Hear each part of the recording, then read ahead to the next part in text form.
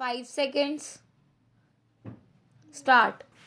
The Women's Reservation Bill has been pending for years and years together. In the last 5 years, we were disappointed because repeatedly we were being told that the Women's Reservation Bill would come, but even the introduction of it had to wait till the very end of the government.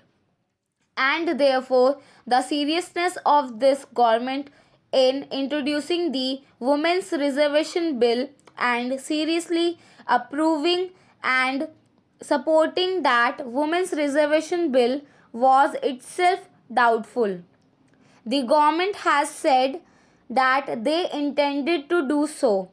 If the government does so, I am sure as far as the BJP is concerned and as far as other segments of this house are concerned, we would strongly stand behind the government in supporting that bill in any form for the women in the next 100 days. I am glad that my friend who is also going to support us and the government on this bill corrects me.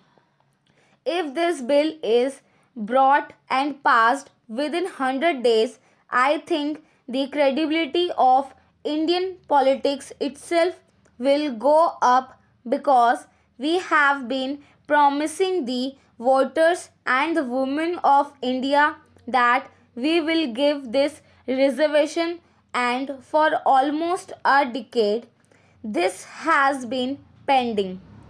It is about time that we did it in the next 100 days.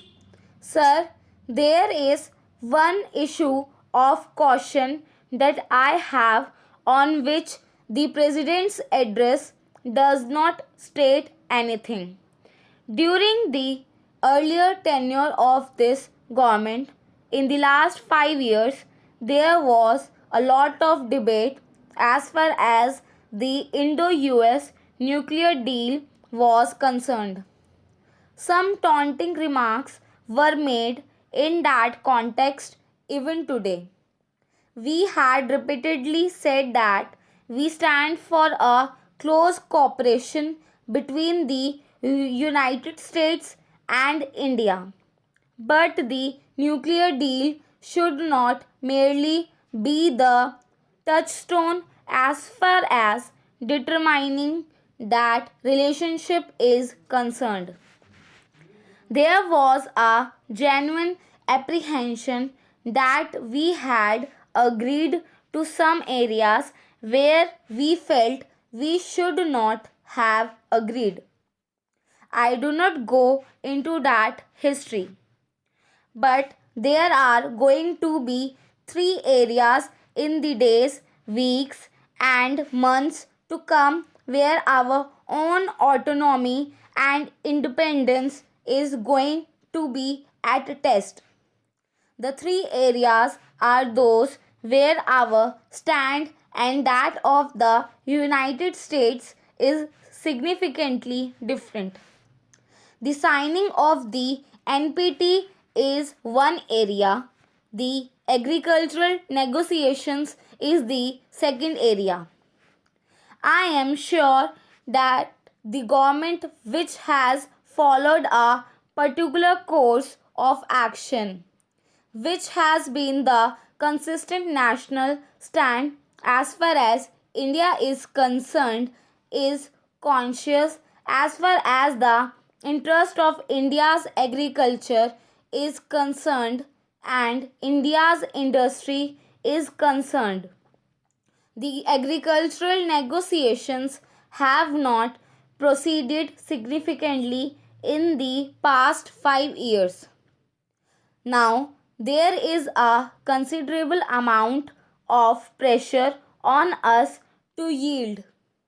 The Indian position, in short, has been that unless our agricultural farmer is really a sustenance farmer, he cannot compete with the subsidized farming as far as the United States is concerned, the European Union is concerned, and the other subsidizing nations are concerned.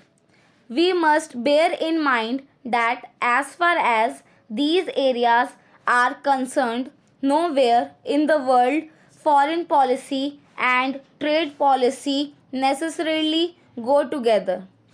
Europe and United States are occasionally raised against each other as far as trade policy is concerned, though they may have the best of political and diplomatic relations with each other. Because ours is a sustenance farmer, he cannot compete this huge amount of subsidies that the developed countries give, which must come down. The government of India in the last 5 years has pursued this stand and pursued it vigorously. India is being blamed by the developed countries for not allowing the deal to go through.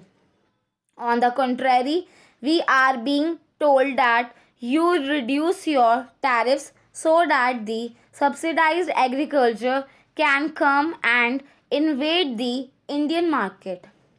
Even if it did not invade the Indian market, it will at least prevent our surplus from going into the global market, compelling our agricultural produce to be dumped in our own market and depress our prices.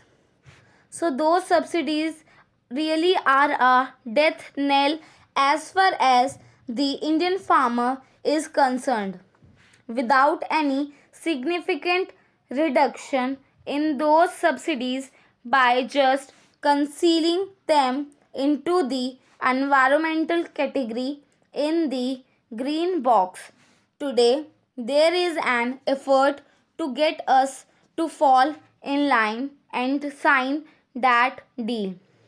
I wish to caution this government that this is one area where the government would not yield and stand by what our conventional Indian position is. The climate change negotiations are currently on. There also the effort is that developed countries have already had and tasted the fruits of development. They have a huge amount of industrialized growth and therefore their emissions or what pollutes in that pollution and ask the developing or the weaker countries to buy it because our emissions are reasonably low from latest scam order.